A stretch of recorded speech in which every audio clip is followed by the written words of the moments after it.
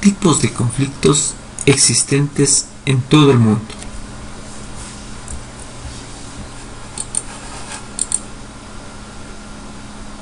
Dentro de la clasificación de los conflictos armados, tenemos tres tipos de conflictos, empezando por el conflicto armado internacional, a continuación el conflicto armado no internacional y por último el conflicto armado interno internacionalizado. Entonces, trataremos primeramente sobre el conflicto armado internacional, que nos dice que es cuando un Estado hace uso de sus fuerzas armadas contra otro o varios Estados. El término también se aplica a todos los casos de ocupación militar. Entonces, en resumen, conflicto armado internacional, cuando un Estado hace uso de sus fuerzas armadas contra otro o varios Estados. Seguido, el conflicto armado no internacional, que es aquel que tiene lugar en el territorio de un Estado y no participan las fuerzas armadas de ningún otro Estado. No corresponde a situaciones de motines o crisis internas. Lógicamente, decretado un estado de excepción. Entonces, el conflicto armado no internacional tiene lugar en un territorio del mismo Estado y no participan las fuerzas armadas de ningún otro Estado.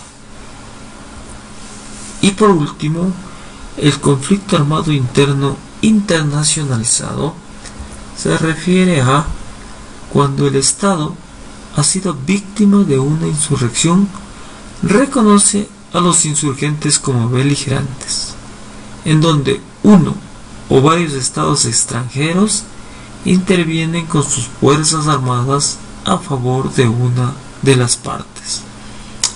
También, dos estados extranjeros pueden intervenir con sus fuerzas armadas, cada una a favor de las partes. Entonces, en resumen, el conflicto armado interno internacionalizado, cuando el Estado es víctima de una insurrección de algún grupo armado, pero este está legalmente reconocido y actúa una o más fuerzas armadas de otro Estado. Reforzando, a continuación presento un cuadro resumen, en donde el conflicto armado internacional, las fuerzas que se enfrentan son fuerzas armadas de dos estados, las normas que lo rigen, convenios de Ginebra, protocolo 1, y la protección es para los no combatientes, personal sanidad, prisioneros de guerra y población civil.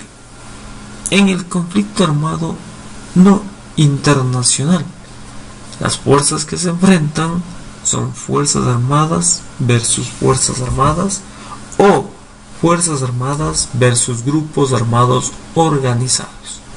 Las normas que lo rigen, el artículo 3 común, protocolo 2, la protección que tienen son hacia los no combatientes, personas privadas de la libertad a causa del conflicto, a la población civil, personal sanitario y personal religioso.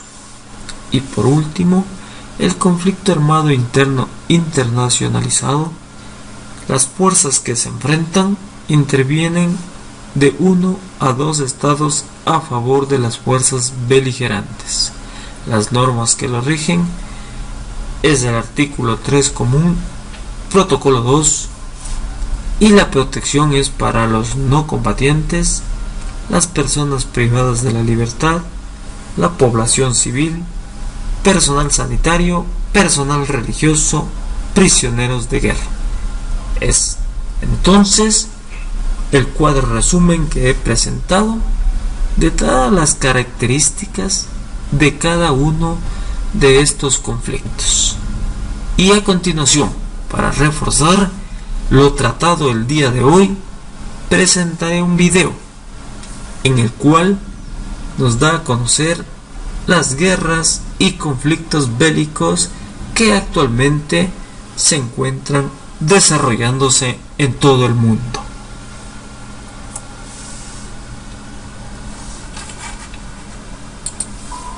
Hay guerras que ya no ves tan seguido en las noticias, pero siguen ahí. No han terminado. El mundo está plagado de guerras y conflictos bélicos. Siria es el caso más conocido. En medio de dos guerras, por un lado la guerra civil entre rebeldes pro-islamistas y lo que queda del gobierno sirio. Por otra parte, ISIS sigue conservando medio país, pero lo está perdiendo poco a poco contra los kurdos, los rebeldes, el gobierno sirio y los turcos. En Irak se da la otra mitad de la guerra contra ISIS, pero con mejor suerte que en Siria, porque, al menos, ya no hay una guerra civil tan marcada, aunque internamente nadie se quiere con nadie. La pelea se está centrando principalmente en Mosul, que es la última ciudad grande que conservan los del Estado Islámico.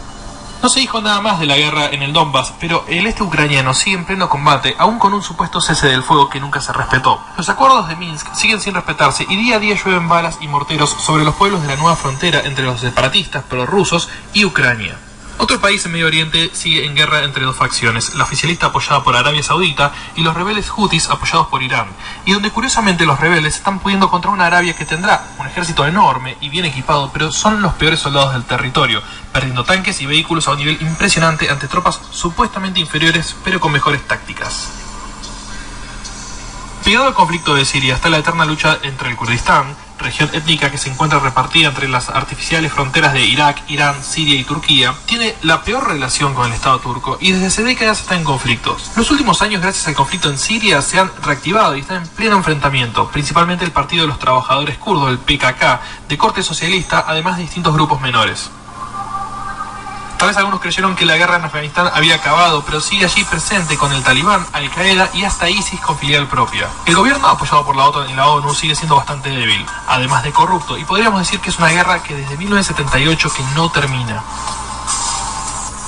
La insurgencia de Boko Haram es tal vez una de las más llamativas de África en los últimos años. Comenzaron en 2009, pero tomaron notoriedad por sus ataques directos a civiles en varios países, Nigeria principalmente, Camerún, Níger y Chad. Actualmente el grupo se divide en dos facciones, una aliada a Al-Qaeda y la otra a ISIS, salafistas y poco amantes de la libertad. Un caso famoso fue el del secuestro de niñas para transformarlas en esposas o esclavas. A partir de 2015 una coalición internacional los obligó a replegarse.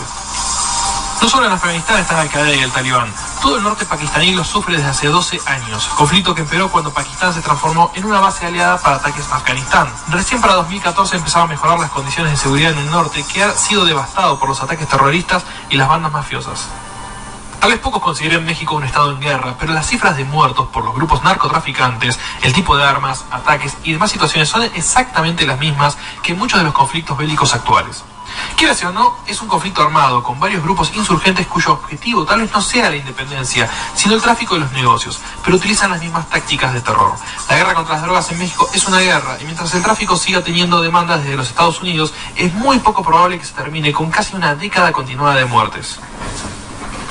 Y otro de los países de la primavera árabe que no terminó bien es Libia, que está actualmente dividida en dos grandes facciones con distinto apoyo, sumado a ISIS y a Al-Qaeda, aprovechándose de la división para reclamar territorio como propio, y hasta los tuaregs controlando sus propias tierras de forma independiente. Desde 2016 se logró cierta unión entre ambos bandos apoyados por la ONU, Estados Unidos e Italia, y de esta forma están tratando de apuntar todas sus armas contra ISIS y el Concilio de Bengasi, que es otro grupo islamista. Los conflictos mencionados no son los únicos. Tenemos además graves situaciones en Kordofán, en Sudán del Sur, en Kashmir, en Balocistán, en Myanmar, en el sur de Tailandia, en el noroeste de India, todavía vigente el conflicto palestino-israelí, la supuesta tregua y fin de la lucha armada en Colombia, los maoístas de Naxalite,